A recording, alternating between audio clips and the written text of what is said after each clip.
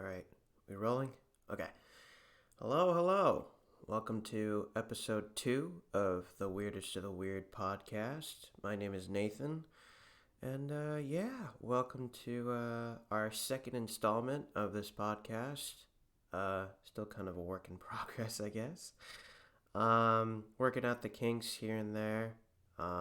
Just chilling, just casual. What is today? Thursday. Wow, it is Thursday. Okay. I guess it's just one of those weeks where you can't exactly keep track of time. Okay. um, Today we're gonna be go ahead and doing another review of the movie Don't Look Up. Came out in December. I think it was Christmas Eve of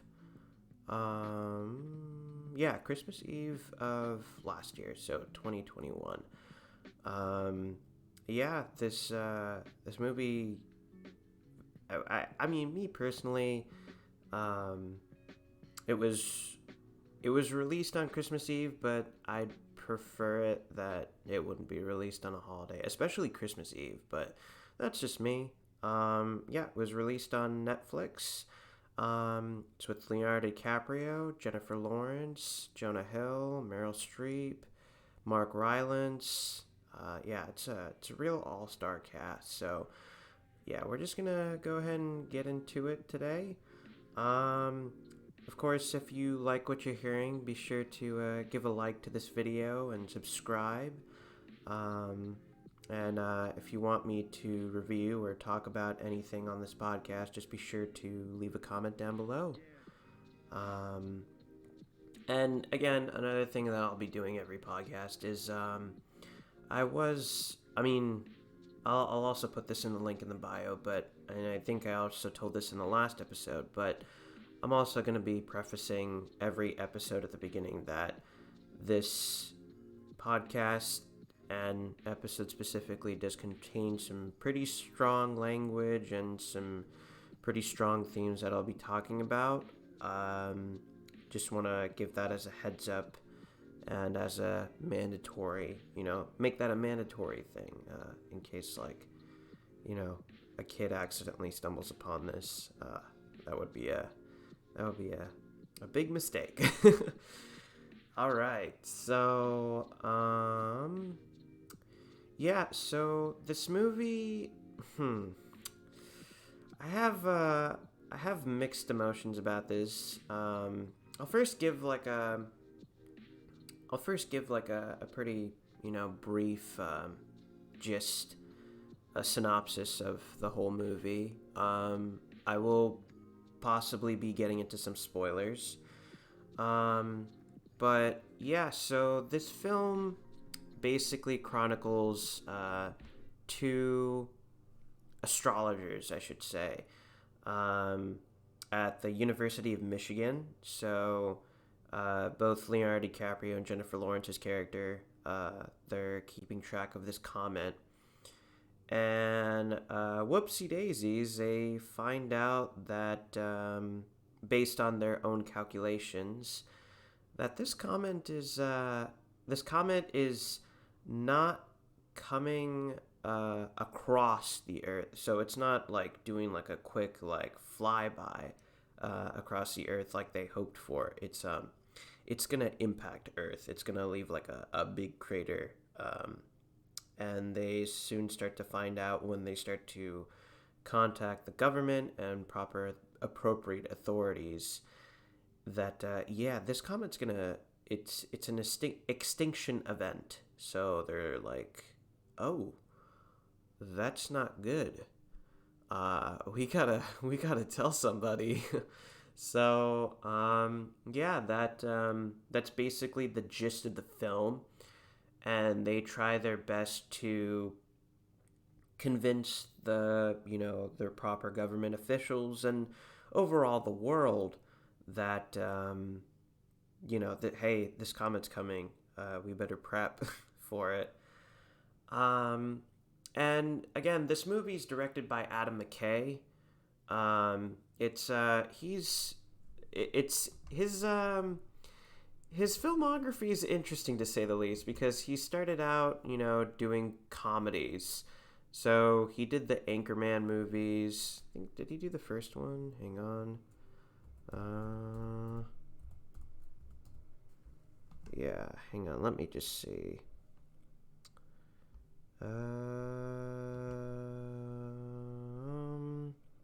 Yeah, okay. Yeah, so I think yeah, so Adam McKay did the first and second Anchorman movies, Talladega Nights, which is by far my favorite comedy from Will Ferrell, bar none. Um, and he's kind of gradually worked his way up into, I would call, satirical comedy.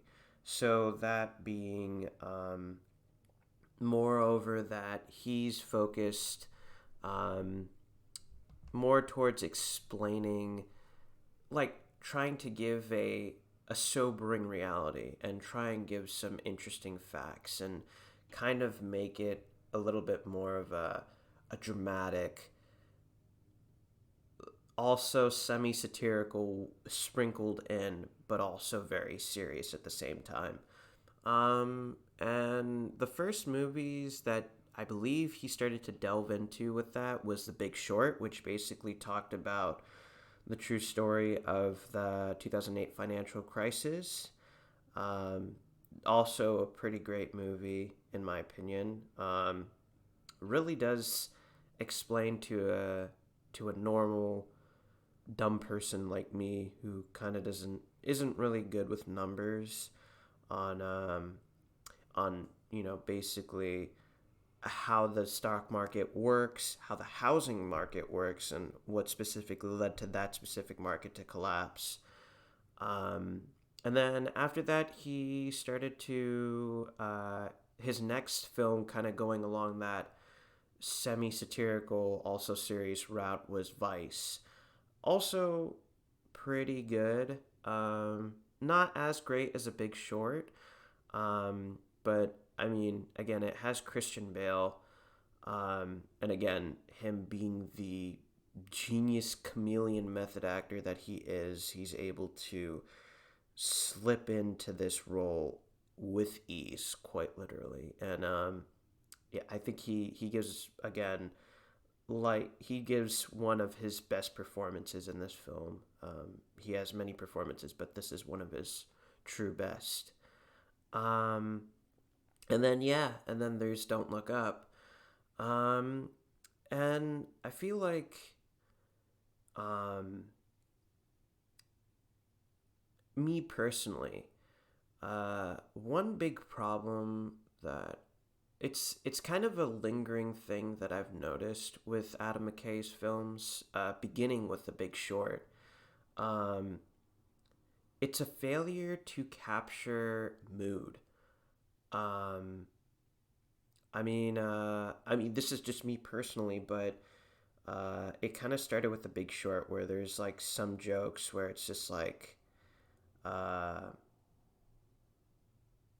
I mean, the one difference is that with these other films, they're able to, well, specifically with The Big Short, that's kind of what sets itself apart from Vice and Don't Look Up, is that it draws quite an obvious line of, okay, this is when you laugh, and this is when it's not a joke anymore. It's serious.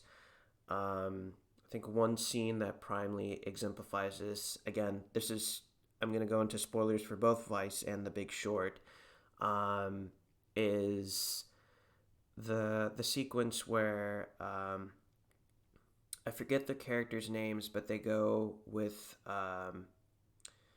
Brad Pitt's character to who's a veteran trader and is actually trying to get out of the game.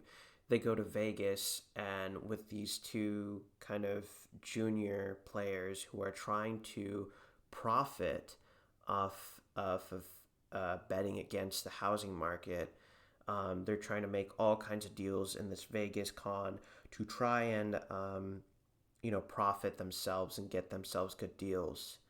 And towards the end, they're celebrating, and then Brad Pitt says, "Stop! Do you have any idea what you just did? You bet against the housing market," which means that if it works, millions of people loses their jobs, their livelihoods, everything.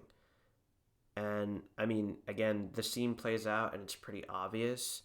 Um, but I feel like it's too it going down the line as we look more towards Vice and Don't Look Up.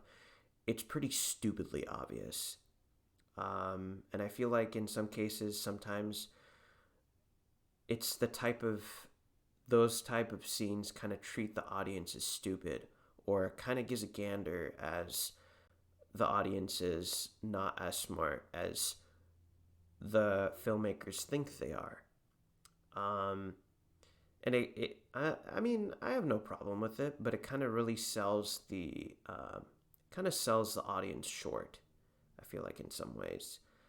Um, Vice, I don't think it did too much of this, um, but I felt like more so it was a little bit too woke. Um, Based on how the movie portrays Dick Cheney, you can, I mean, to me, it was quite obvious it was a bias towards someone's political opinion. I'm not going to go into that realm here and now. Just a general gist of note, I don't like to go into politics at all. It's the one way that family and friendships and relationships end, in my opinion, and especially in today's climate. Um, it's not a great conversation topic starter. Let's just say that. It's also pretty awkward. Uh, but yeah. But it's the there's an ending sequence at the ending of Vice. Throughout the film, you see that they're talking to focus groups, and towards the end, they talk about specific um, like political questions, and then it just ends up turning into a political dogfight that turns physical, and people start punching each other, and then the ending sequence is these two girls, and they look at each other and they say, "Oh my goodness, I can't wait till the next Fast and Furious movie comes out. I can't wait for it." And I was just like, oh, when I watched it, I cringed in my seat. It was like, oh, oh, no, no, no. So again, it's like that perspective of, thinking that filmmakers talk like we would talk specifically like that in that specific scenario. Granted, they are getting the message across that, yes, we would rather care for entertainment and short term things other than politics and actual change, but that's okay. Um, Sometimes it's okay to be distracted, uh, especially in a political climate. um, but it was, again, it's the idea of selling the audience short and treating them dumber than they actually are. Um, I feel like, for sequences like that, it could be better written, in my opinion. Um, which leads us to Don't Look Up. I think this movie, by far, out of all three of them, in terms of this problem, is the worst. Um, Again, there's just so much going on. I feel like there's too many complex. I mean, yes, there are two main ideas that I could see coming out of it. It's our generation, or because of political attributes and stuff like that, it's our lack of accepting, anything logical anymore. Even if it bars you from looking up in the sky to see that there's, holy shit, a huge comet hurtling towards you. That's one main gist that was coming out of it and making it political, and the fact that there's a sense of stubbornness with government institutions on doing anything about it, even if it comes to, again, a big ass fucking comet curdling towards you. Um, but yeah, and also too, they, this movie kind of aptly reflects recently how the U.S. efforts, the U.S. government has been handling the COVID pandemic, or uh, you know just how it's been handled. Um, and it's I mean, yes, you can obviously see that, and it's quite blatantly obvious they're making references to that. Um, but yeah, I don't know, some of the themes that come across in this movie come across as a little bit too uh how would I put this, strong, I feel like. Jennifer Lawrence's character of being woke, uh totally fine. I just felt like it was coming off too obvious and way too dramatic, way too Hollywood type. Same with Leonardo DiCaprio's character. Again, I do like the idea of, oh, he's a scientist and he knows what he's talking about. But not only that, he's pretty attractive. That idea, they address that quite well. There are plenty of people like that in actual like social media commentary terms. But yeah, it was, again, just having that combined, or having that, you know, I felt like those, specifically for Jennifer Lawrence's character, I felt like it came off a bit too strong. Um, and, I feel like by the end, um, you know, that character development didn't really go anywhere. Um, which is sad. I feel like they could have written her character better. Um, and then yeah, the ending just kind of, I mean, spoiler alert, the comet does hit Earth and kill like millions and billions of people, but it's just unfortunate that the movie doesn't end on an optimistic note. Uh, I feel like the overall gist of the message of the film is, yeah, we're all fucked, guys. Deal with it. I was actually watching. I think it was uh, Karsten. Hang on, I want to pronounce his last name correctly. I don't want to butcher his name. He does a lot of really. He actually was one of the main people that inspired me to start uh, this this movie review podcast channel. Yeah. Okay. I think I'm gonna butcher his last name. Karsten Runquist. Okay. I might be messing that up, but yeah. He did he kind of reviewed. He did like a semi review. I'll link the video in the description below. But he kind of did a review of and also like a cooking recipe esque, to kind of describe the overall mood and gist of specifically Don't Look Up. And I think he put it best. He said, it's like you're in a boat. The boat's sinking, and everyone in the water is doing their best to, try and, taking these pails, and they're dumping water out of the boat to, make sure it doesn't sink further and further and have weight that goes on top of it. And you have this one person, this one fucking person in the front who's yelling, "Oh my goodness, the boat's sinking, ah," and is just yelling. But if you pay attention, they're not really doing anything to solve the problem. And I feel like that's how this movie kind of comes off. Um, Comes off way too strong, and I mean, yes, there are several movies that go along the gist of Don't Look Up that give meaningful messages at the end.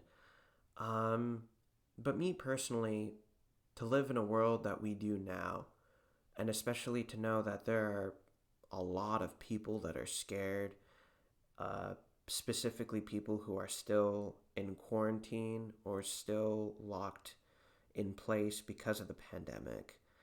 Um, to know that those people look towards social media, Netflix, arts and entertainment to try and give themselves comfort, and to know that, this movie doesn't, they stumble across a movie like this and doesn't give them much hope, and it's kind of a sobering and not too optimistic ending to a film, and to know that, you know, it doesn't probably wouldn't give them a lot of comfort, is kind of sad, uh, in my personal opinion.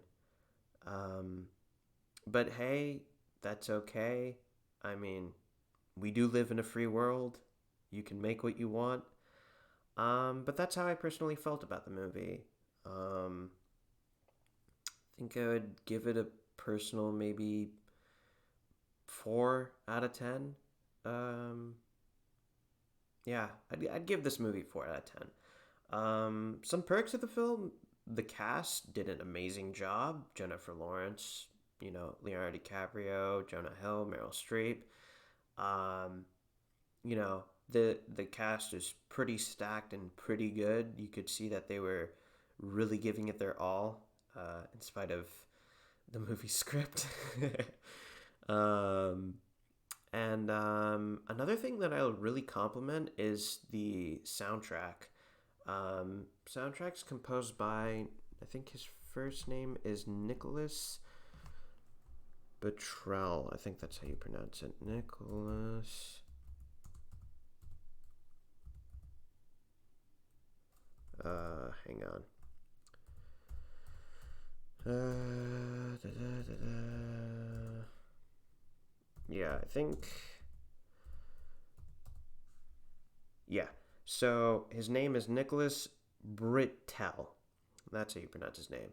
I believe he did the music for Vice as well. Um,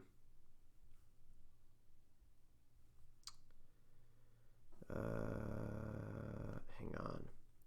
Yeah. I mean, I feel like he did. Um, yeah. So he also did the soundtrack for Vice. Um, and these are two really good movie soundtracks, especially for Don't Look Up. Personally, I like Vice's soundtrack better.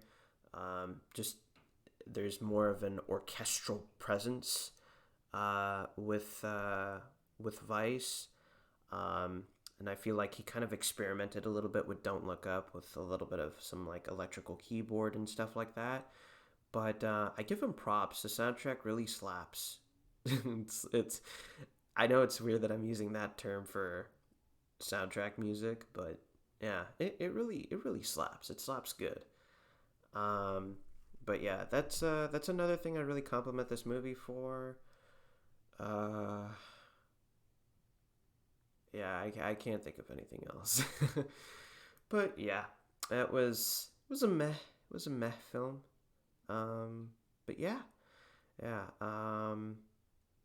yeah. So that's my review of Don't Look Up. Think also too. What else? Oh yeah. Uh, Quick powwow review of the day.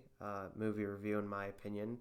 Um, I watched Top Gun, the OG, the first one, for the very first time on Netflix. Props to Netflix. Thank you, Netflix. Um, and I loved it. I loved every single minute of it. I loved it's very cocky, it's very brash, it's very arrogant, it is quintessentially 80s, and I love everything about it. And I love that Tom Cruise is ridiculously young. the one-liners. I feel the need for speed. Um, just all the great one-liners and watching it for the first time together in all its glory was truly something. Um, yeah, I loved it. I loved this movie so much. Um, yeah, I'd give it a personal 8, shoot 9 out of 10. It's pretty good, and it of course gives me more hype for Top Gun 2, which I believe.